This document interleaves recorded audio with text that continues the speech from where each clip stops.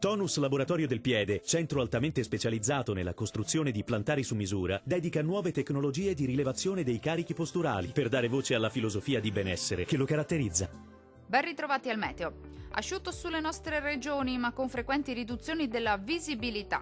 Nel dettaglio sul Veneto sarà una giornata molto grigia, maggiori spazi soleggiati al mattino dove non mancheranno locali foschie o nebbie sulle pianure occidentali. Il cielo si presenterà irregolarmente nuvoloso e a tratti anche coperto invece a partire dal pomeriggio. Temperature minime tra 2 e 5 gradi. Valori massimi oscillanti invece tra 9 e 12 gradi circa. Vediamo ora che tempo farà sul Friuli Venezia Giulia.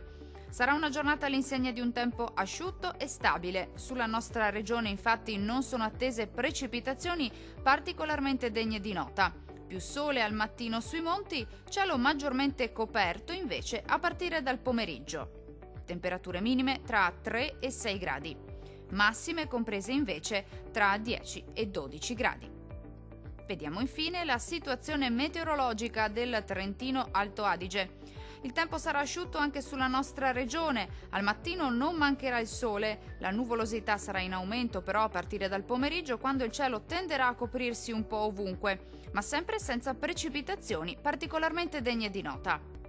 Temperature minime tra meno 3 e 4 gradi. Valori massimi oscillanti invece tra 3 e 12 gradi circa. Dal meteo di Antenna 3 per ora è tutto. Arrivederci!